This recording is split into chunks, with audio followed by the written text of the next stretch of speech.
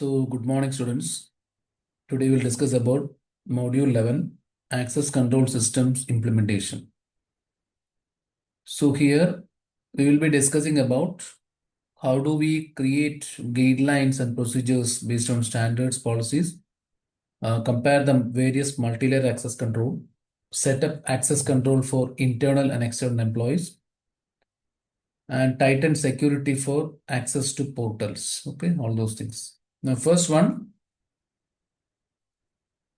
transforming access control policies and standards into procedures and guidelines. Okay, so let me minimize this one.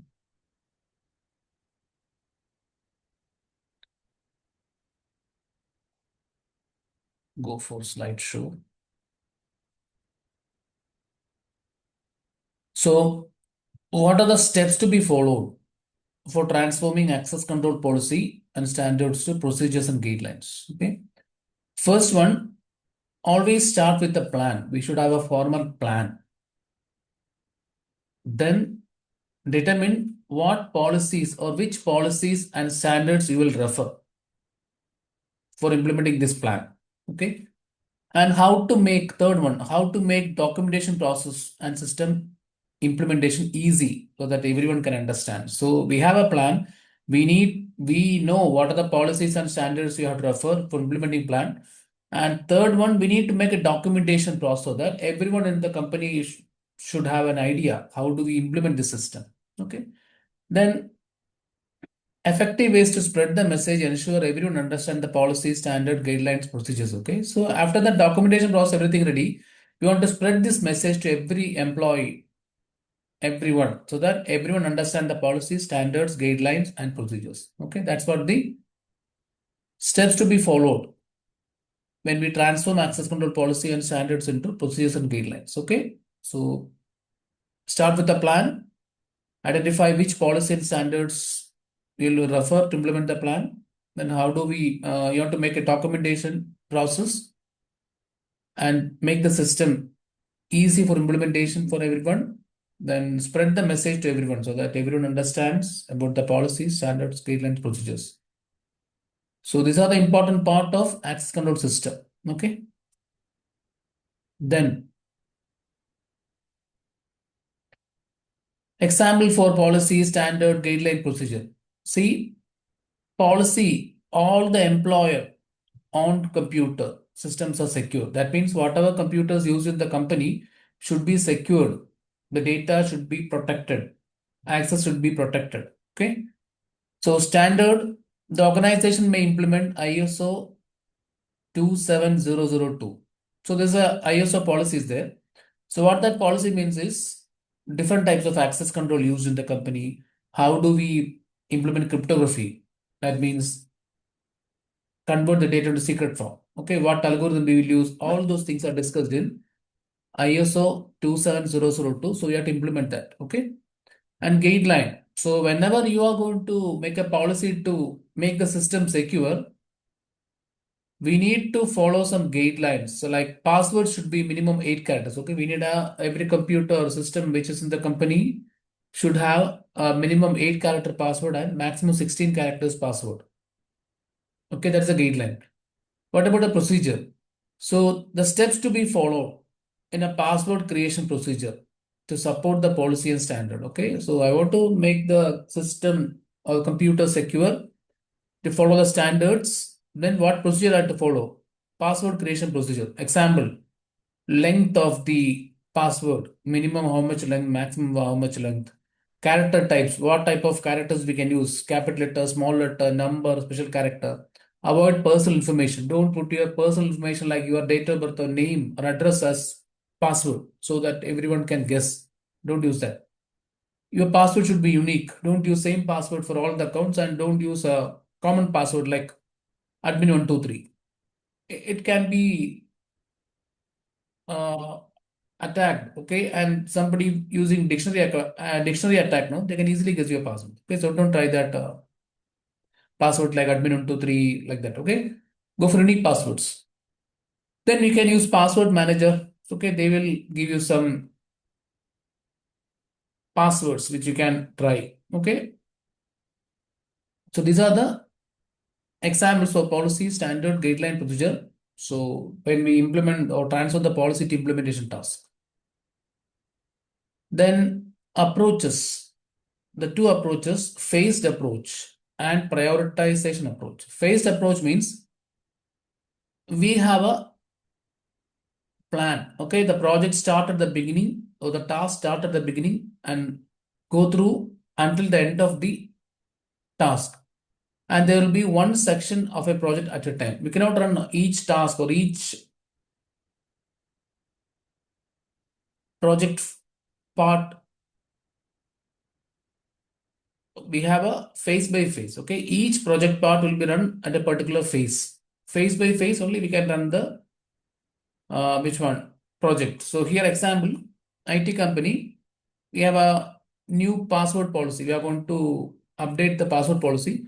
So phase one, the pilots, we are just testing. Okay, enable policy for just 20% in finance team. So finance team, I'm going to take a 20 people or 20 users profile, or and I'm going to set up a policy, password policy for those particular 20 user profiles and monitor for 1 week. So how the password is working, is a standard password or not? What about the characters we use? Okay, how long we change the password? All those things. Okay.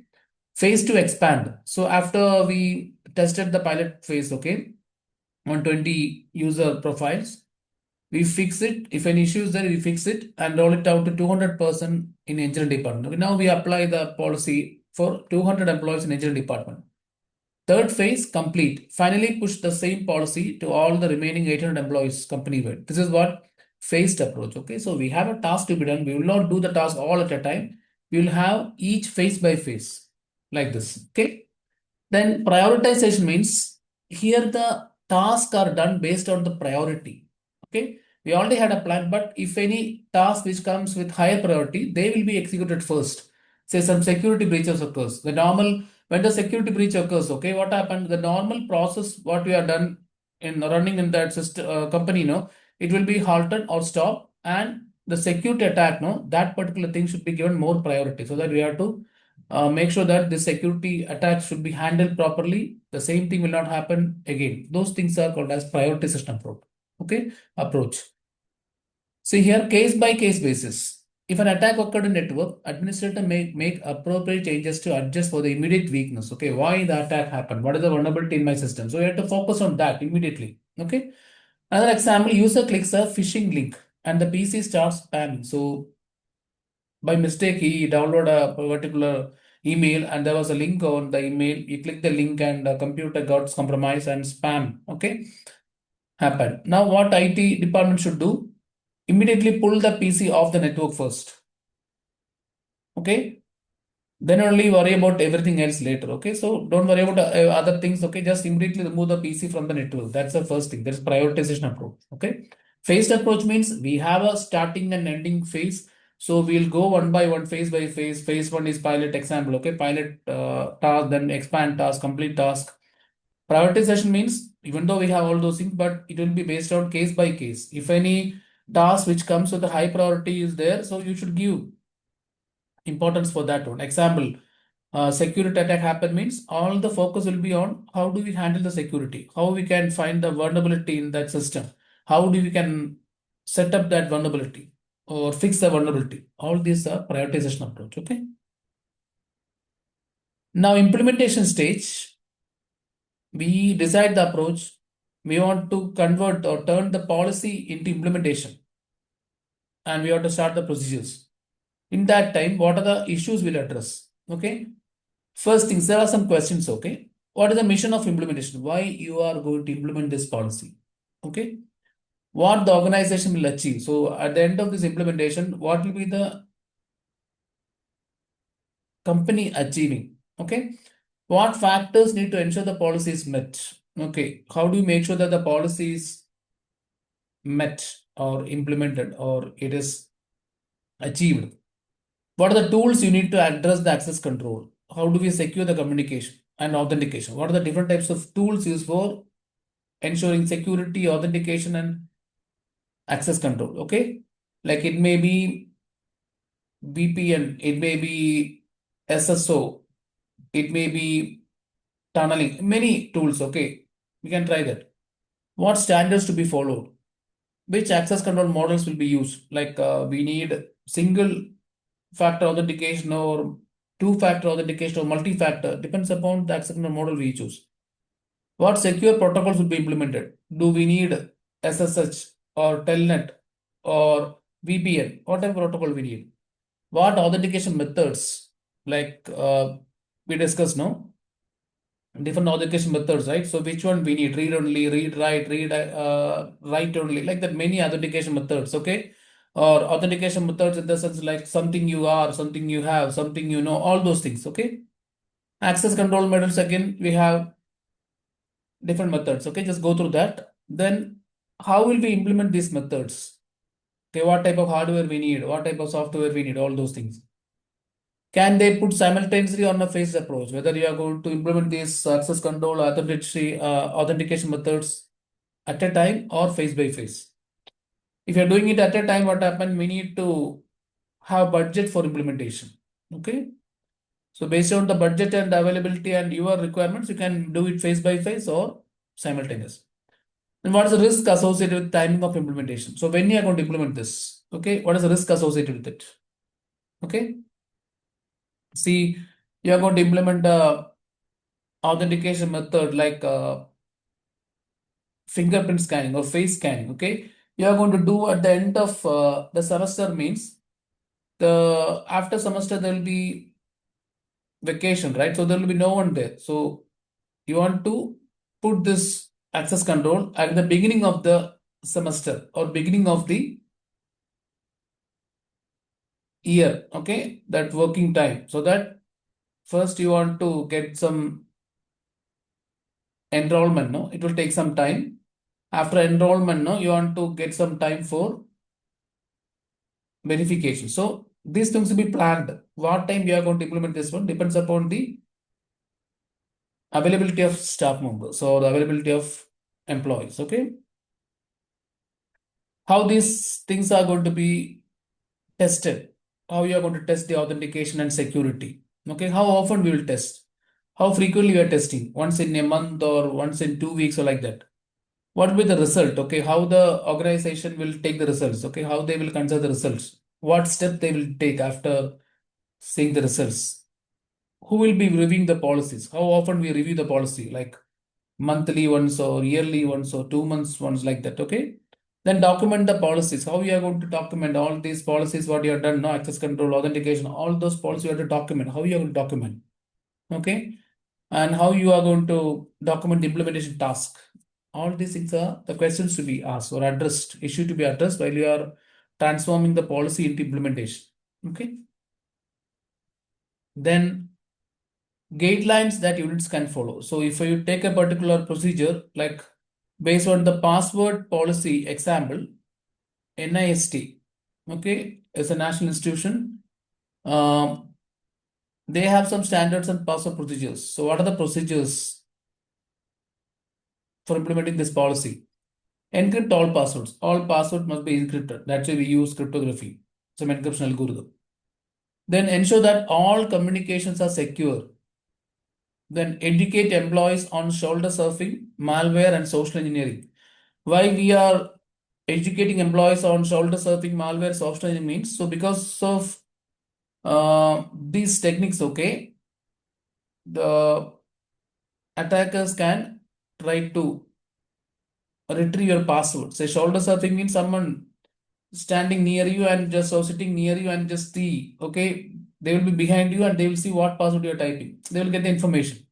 Malware, by using some which one, malicious software or link, they will try to access your password. They will get try to retrieve your password. Social engineering, there will be some links will be coming there, some forward email, then some telephone calls, Facebook links will be there. So by using that, they will try to get password from you. Okay. Then we have to educate employees about that. Lock out users after 5 failed login attempt. Okay, so whenever you are logged into an application or a website, 5 times if you give wrong password, the user will be locked out. Okay, you will be locking or you will be locked, and you have to wait for 1 day or 2 day, or you want to reset password, like that. Okay, require all passwords should be minimum 8 and maximum 16 characters. Then now require that all passwords has a minimum of one capital letter, one small letter, one number, two special character. You know that. Ensure the passwords change every 90 days. Okay, you cannot keep the same password for more than 90 days. Every 90 days, you have to keep the password changing. Then ensure up to 5 previous passwords so that they cannot reuse those. Okay? So don't reuse the previous passwords. That's what mentioned in that guidelines to be followed for a password policy implementation.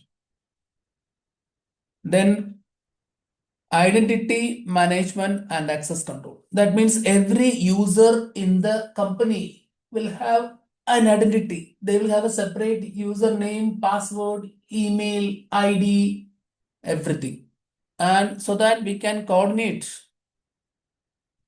the changes or updates in the system through that identity. Okay. And here we implement SSO, single sign on.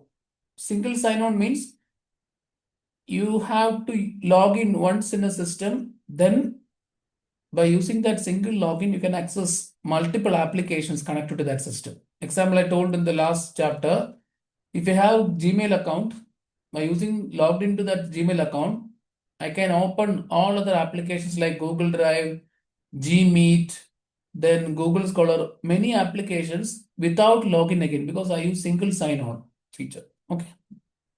Then identity management and access control. Here you want to analyze the user behavior, application and networks, how the user behaviors. Okay. Identify how the users, application, networks behave. See, what are the applications we are accessing? Who access the application? What action they perform once they use the application? Example here, Ahmad is normally accessing financial server, so it's a normal behavior. If Ahmad begins accessing engineering server, which he is not allowed to access, if he is accessing that server, the access allowed means access control is not working properly. And you want to check the Ahmad's actions, okay? What he has done in that system because he is the user working in or he is the employee in finance department means he can access only financial server.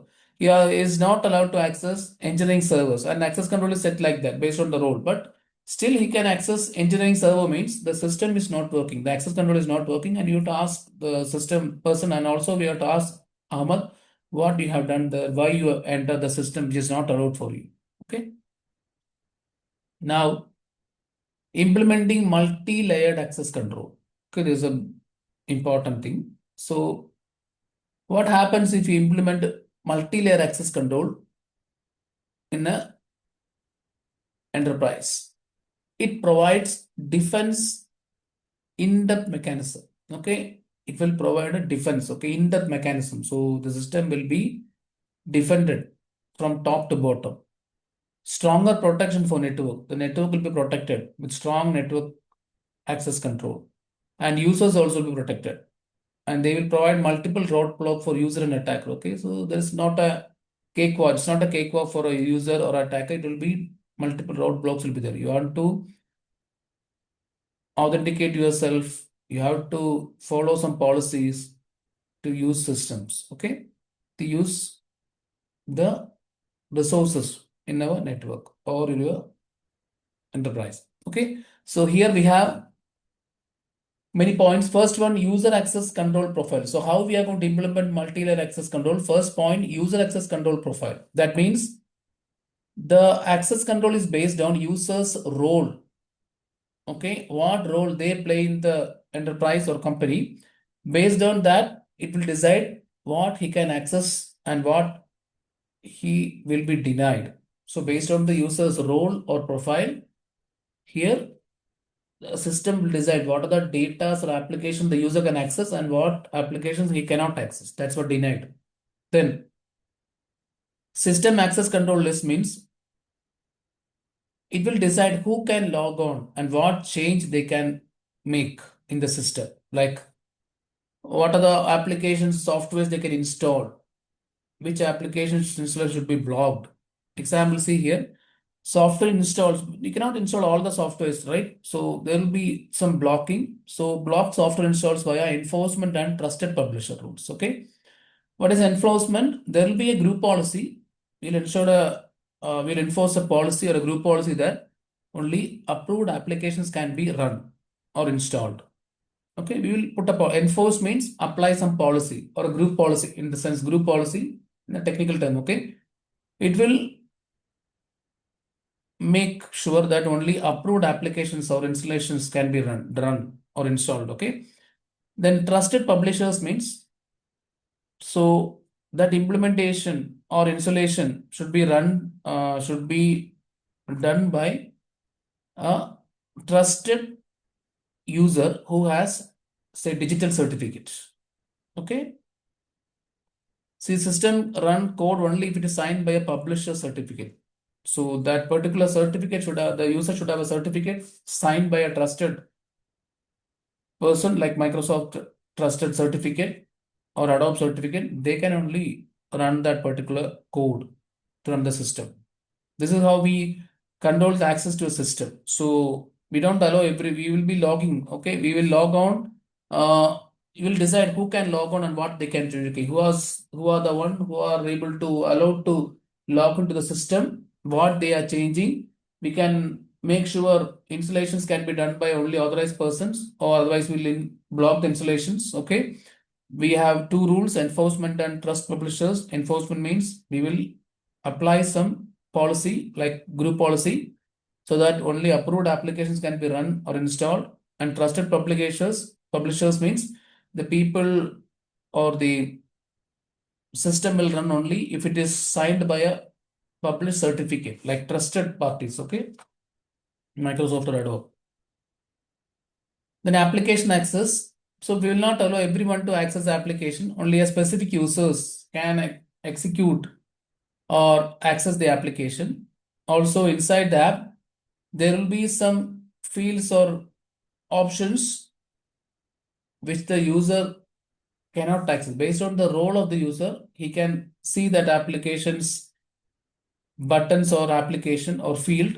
Otherwise, it will be hidden for them. Files and folder access, it will control the access to files and folders. Okay, not everyone have the read and write permission. Only for few users will have read and write. Some will have only read permission. Okay, administrator is the one who assign the privileges based on their need. Okay, access control for remote access. So there are some applications which we will access remotely. So some people want to remotely access the Office network or application. So how we can control it? We have a remote VPN first of all. Okay, remotely accessing, we need a remote virtual private network between the company and the user. So there we have to focus on two things: how they are logging in. Okay, they log in by a password or token or something, and which group they belong to. Okay, and intranet. Second one is intranet. So intranet means how we are accessing intranet. Intranet means like internal business operation communication. So here also remotely accessing this one intranet based on authentication. We need to have some username and password. Access controls. We cannot access all the data through remotely. Okay. Then single sign-on. Just log in with the username password in a single one application. Then other applications belong to the system will be opened without entering the username password again. Identity and access management, as I told you, every user will be given an identity. It may be username, password, unique. It may be email ID. You have to manage everyone. Okay. Based on that, the access will be managed. Extranets means external supply chains, business partners, distributors, resellers, they all have access to the system, but not the full portion of the system or network or the data. Only a limited portion of the system or data will be accessed by the supplies and all. So we have to provide security for these things. Isolation. So something which we are providing access to outside, no, that should be isolated, just kept in a what we call like separate. Okay, so that that area will be accessed by the people who are outside the organization. That's the isolation. Okay. Then access control. There will be some access controls like read access, write access like that. Then authentication. When someone want to access some data which is kept for externals, no, or external extranet, no, we need to have authentication, username, password, or token or something. And encryption. That data should be encrypted. Secret information. They will be converted to secret form. Okay. And see, that also remote access to only limited portion of company's infrastructure for third party use. These people are third party. So for them, we don't allow full access to their data or infrastructure. Only limited portion of company's infrastructure we will allow them to use. That also isolate this separately. Okay. And limited access. We cannot give them full access. Will be limited access like a read write or how many packets, how many bytes of data we can read like that. Okay. There's some limitation. So why? Because we want to make the information confidential. Then support e-commerce sites. So whenever you are buying and selling, okay, you are doing commerce, okay, e-commerce. So that information, so that sites, websites should be secured. What we can do, we can implement encryption technology like SSL, okay, or TLS, transport layer security, or secure socket. These are the secure socket layer. These are the encryption algorithms or techniques that will make the communication encrypted. That's why when you have transaction done through this type of websites, no, secure sites implemented by using SSL TLS, your username, password, your credit card details are not compromised because we are using secured tunnel or secure encryption technology, which uses different cryptographic algorithm. Cryptography means convert data into secret form, okay, by using a key. Then how do we secure the online banking access control? So implement different security controls, access control for making online banking secure. So we are performing online banking, depositing money, transferring money, all those things, statements, everything we do online. So how do we make it secured? First one, disable remote access. Okay. So mostly that banking transactions, no, done through online, we disable remote access. Maximum will try to avoid remote access and control access through approved by management and audit. Okay. So whenever someone want to access the banking applications through remote or any online technique, no, we want to approve. We need to get the approval from management. They want to approve it first, whether the transaction is allowed or not, and they will be audited. So who has accessed the application via online or remotely, when they access, what the operations they have done, that all should be audited. Okay, they should be verified or logged. Then implementing access control on both sides of communication to avoid malicious activity. So this should be done. This access control, no, should be tested or checked or verified or monitored from both sides, from the sender side as well as in the application side, so that we can avoid any malicious activities in between. Then logging and monitoring all remote access communication. Okay, whoever remotely access the system or banking transactions or banking application, they will be logged in and monitored. So they will record who has tried to connect to the banking application, and we want to log everything, the time itself, okay, along with the time, what they did, everything, and monitor what are the operations they are doing, all should be monitored. Secure the remote access device, okay, so you want to secure the devices by using passwords. See, even in Cisco also we have routers and switches, right? Whenever we are going to allow the clients to access routers via remotely like SSH, we have passwords. Telnet also we have passwords.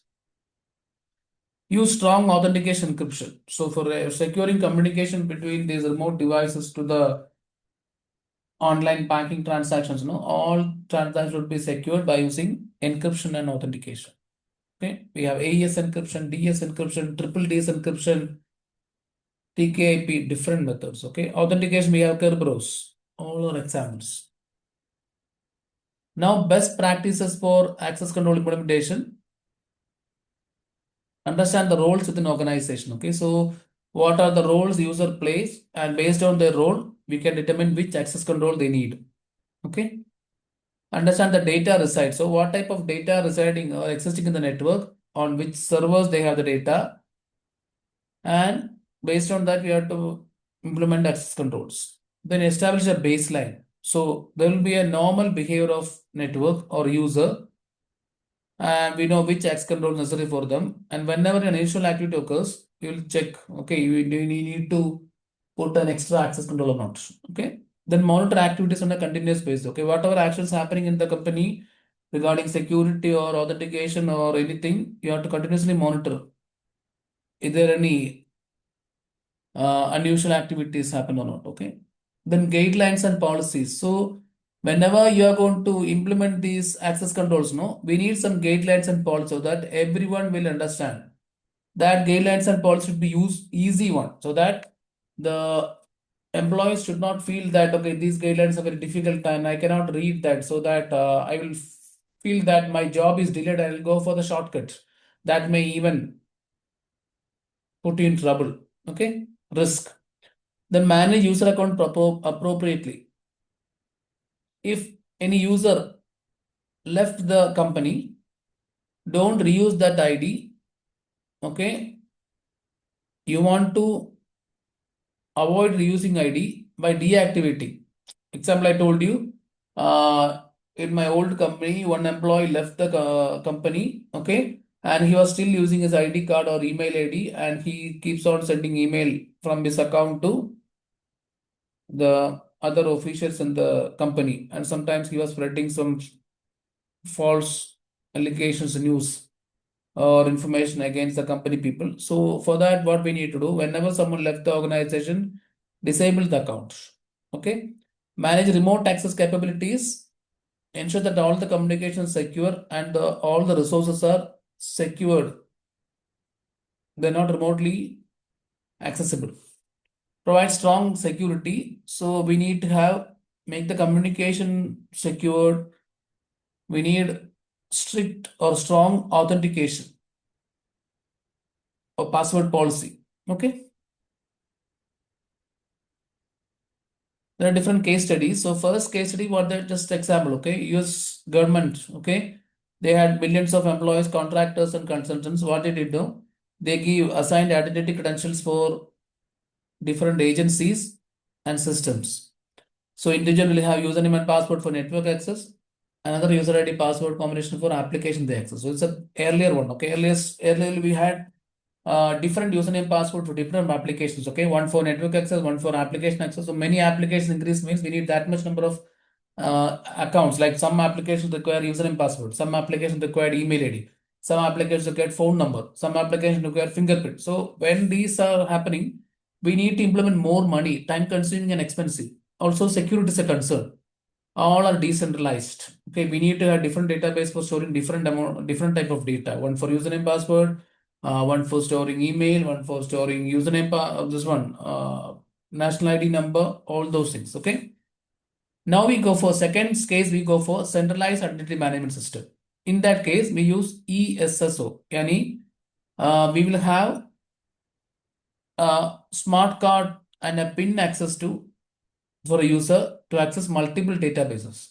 So by using that smart card, no, you just authenticate you oneself, authenticate you at least one time in the enterprise, and the ESSO will translate this username password, whatever you swipe the card, no, that will be converted to different set of data for different application. Like you swipe the card using swipe that identity card, and here what happened now, the SSO will translate into username, password, email ID, then reference number, everything they will convert. No need for the user to be concerned about that. Okay.